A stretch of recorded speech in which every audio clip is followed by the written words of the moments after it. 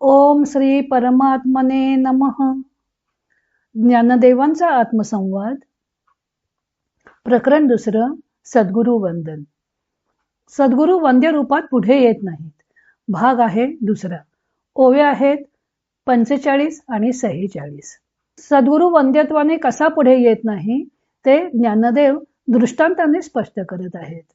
ज्ञानदेव म्हणतात, का समोरपण आपुले न लाहीजे काही केले, तैसे वंद्यत्व घातले हरोनी येणे. हरोनी घातले म्हणजे हिरावून घेतलं आहे. किंवा कितीही खटपट केली तरी आपल्याला आपल्या समर्पणाचा लाभ होत नाही. त्याचप्रमाणे परमात्मा आपले वंद्यत्व गमावून बसला आहे. पुढे म्हणतात, आकाशाचा आरिसा नुठे प्रतिबिंबाचा ठसा, हा वंद्य नभे तैसा नमस्कारासी. आकाशाच्या आरशात ज्याप्रमाणे प्रतिबिंबाचा ठसा उमटत नाही किंवा आरशात आकाशाच्या प्रतिबिंबाचा ठसा उमटत नाही, त्याप्रमाणे हा नमस्काराला वंद्य होत नाही. स्वामी स्वरूपानंद याचं अभंग रूपांतर करताना म्हणतात, न लाभे आपण जैसी आपुलीच, सन्मुखतासाच काही केल्या, तैसे वंद्यपण वंदनासहित स्वभावे जो घेत हिरोनिया.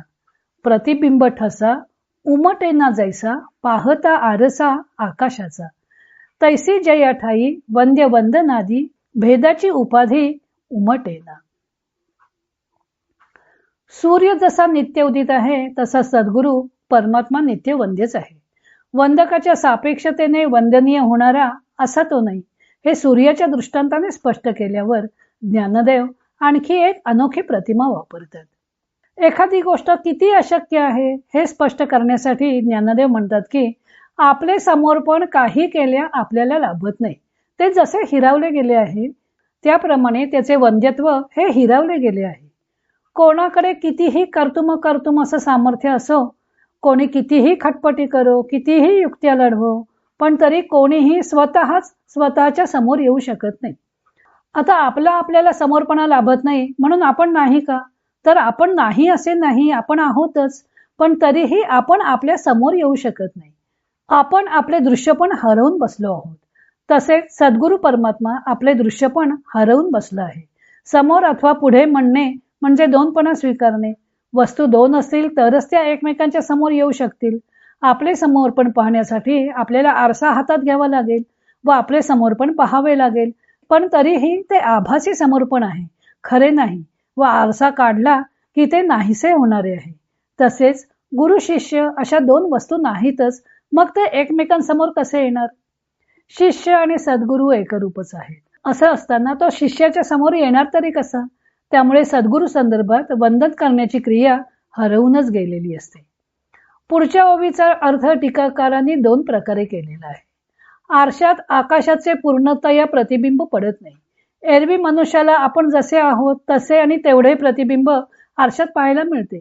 पण आकाश अमर्याद असल्याने मर्यादित असा आरसा आकाशाचे प्रतिबिंब कसं ग्रहण करू शकेल? प्रतिबिंब शांत गोष्टीच उमटेल. तसंच सद्गुरु परमात्मा अनंत आहे. वंद्य होण्यासाठी तो द्वित्व कसे स्वीकारेल? किंवा आकाशाच्या आरशात प्रतिबिंब पडत नाही. आरशात जेव्हा मनुष्य आपले प्रतिबिंब पाहतो तेव्हा आरसा मर्यादित असतो व पाहणाराही मर्यादित असतो आणि दोघांमध्ये अंतर असते. अशा परिस्थितीत प्रतिबिंब पाहणं शक्य असतं. पण आकाशच आरसा झालं तर ते कोणाचे प्रतिबिंब ग्रहण करणार? प्रतिबिंब धारण करण्यासाठी दुसरी कोणती वस्तूच नाही. तसेच परमात्मा सद्गुरु एकरूप असताना नमस्कारासाठी लागणारा वंद्य वंदक असे 2 भाव तिथे कुठून आणणार? दुसरी गोष्ट म्हणजे मुळात आकाश म्हणजे एक पोकळी. आपल्याला दिसणारा आकाशाचा निळा रंग हा भासमान आहे. मग पोकळी रूपाने असणाऱ्या आकाशरूपी आरशात प्रतिबिंब दिसणार तरी कसे? ज्ञानदेव एका अभंगात म्हणतात की पाया पडू गेले तव पाऊलची न दिसे, उभाची स्वयंभव असे, समोर की पाठीमोरा न कळे, ठकची पडिले कैसे. नमस्कार करण्यासाठी सद्गुरु स्वरूप वेगळेपणे दिसत नाही. तो समोर आहे की पाठीमोरा आहे ते कळत नाही. सर्व काही एकंकार होऊन गेल्यावर अथांग सागरात किंवा सर्व काही हिममय होऊन गेल्यावर हिमालयात दिशांचा ठावच हरपून जावा. त्याप्रमाणे सद्गुरु परमात्म्यात सर्व काही एकरूप झालेलं आहे. त्यात त्याने आपले वंद्यत्व हरवून टाकले आहे. आता सद्गुरूंना वंद्य रूपात पुढे यायचे नसेल तर त्यांची इच्छा, पण ते शिष्याला तरी वंदक रूपाने उरू देतात का? ते ज्ञानदेव पुढच्या ओवीत सांगत आहेत. तो भाग आपण उद्या पाहू.